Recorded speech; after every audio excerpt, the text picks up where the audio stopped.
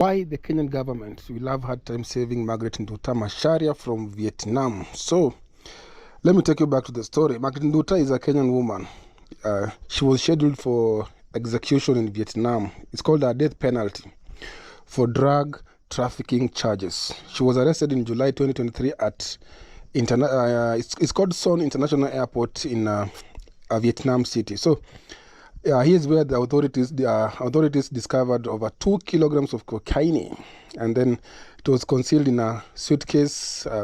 So on March 6, 2025, the People's Court in Vietnam sentenced her to death. So Nduta claims she was unaware of the drugs in her luggage, stating that a man identified only as John in Kenya hired her to deliver the suitcase to a woman in Laos. Yeah, remember Laos, Cambodia, Thailand, Vietnam, just the same like Kenya, Uganda, Tanzania, Burundi, like that. So it's just like a small, I think it's island, yeah? So for which she received $1,300 and had her travel expenses covered. Now imagine someone telling you that they will pay you like $1,300 and all the expenses are paid for. Maybe for a flight from Ethiopia to Vietnam to Laos, back to Cambodia to Ethiopia again. So it was a nice deal. And then even if you are a Kenyan, you are broke, you've never been outside the country, you will take this deal because it's something that you can relate with, you see.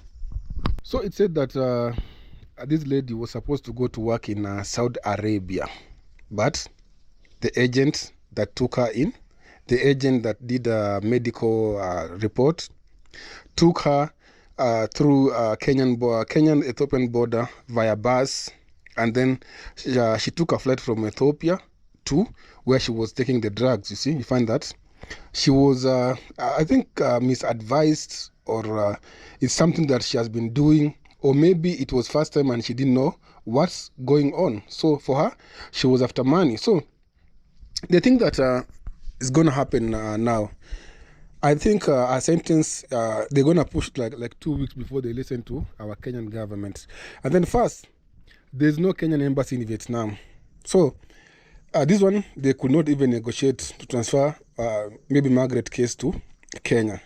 But seriously, currently there's no Kenyan embassies or consulate in Vietnam. Yeah?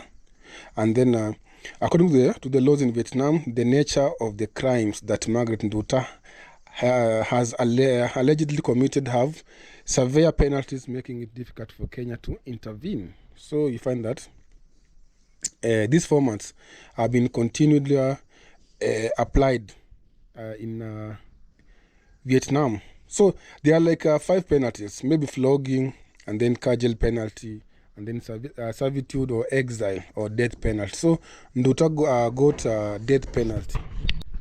Another thing is that there's no like bilateral agreements. So the Kenyan government has no treaty with Vietnam that allows a prisoner to be transferred to Kenya. Yeah, so it's gonna be a hard case, and then for sure she can't be saved.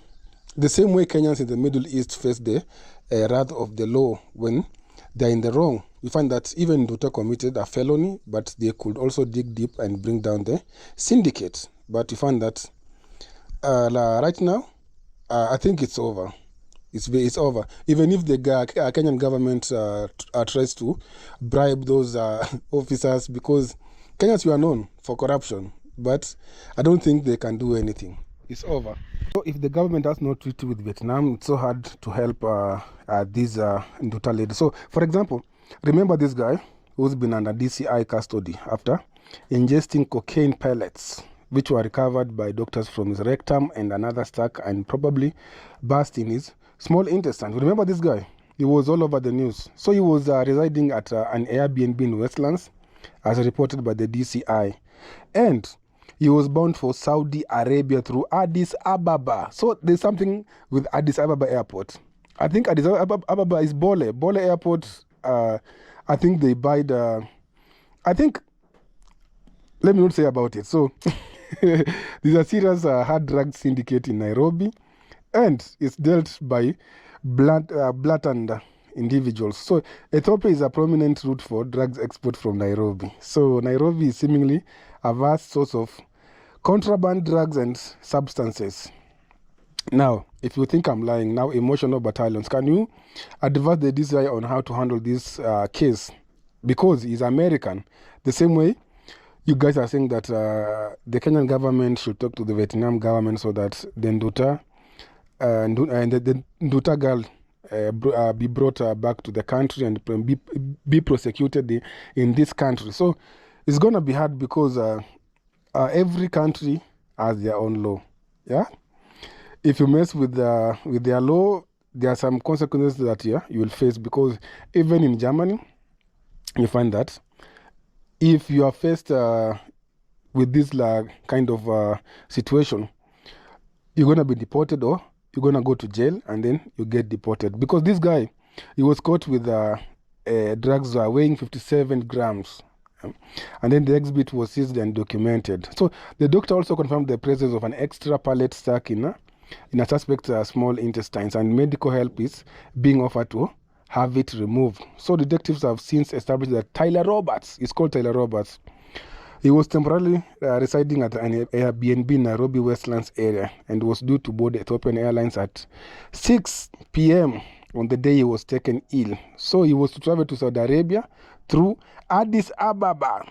So his travel and personal documents have been confiscated pending his recovery, whereafter he will face relevant drug trafficking charges in Kenya, not in the US. So it's going to be hard for Nduta. So as a young lady who wants to travel to abroad, always remember that agents will use you. Agents are there. They are very greedy. They are looking for money. So if they can get extra money from you, they will do it. Like they will try to convince you like there's no commission paid. Even if you don't have like a passport, we'll find you a passport and then we'll take you to Saudi Arabia. Now, you give them your details, they apply for a passport, they go bribe the officials, your passport comes out after 2 days. Now you go for medical checkup. Even if it doesn't pass, like you have some disease, they'll still forge, they pay those guys, and then they clear you like you are in good health. Now, because they need money, yeah? Like this guy, there's a lady who's called Lillian, who was doing Nduta's medical report, said that she did the report, but she was supposed to travel to Saudi Arabia. But meeting John at the international airport in Ethiopia, they did their stuff, exchanging money. If you do this or this, I'll pay you your travel expenses. You just have to go. And then when you arrive in Laos, you do this and this, and then I'll pay you. You find that these guys, they only want money. They won't tell you that you are trafficking drugs. So you need to be very careful with these travel agency. Not travel agency, but these guys who promise you like they'll give you work in Dubai, they're going to give you work in Qatar, Saudi Arabia. You don't need to pay any commission. Even if you don't have a passport, they'll do anything so that you get into trouble, or you help them get these drugs from one place to another. So as a young girl, be very careful. Yeah. So pass this video to your friends, your families in Kenya, in anywhere you are. As long as they are legit agency, use them. You find that they are promising you heaven without trying to get money from you, because agency are there to get money from you. If you find that they're not even saying that they're going to give you this and this, please run. Those are scammers. So be very careful out there. I'll see you in the next video. Bye-bye.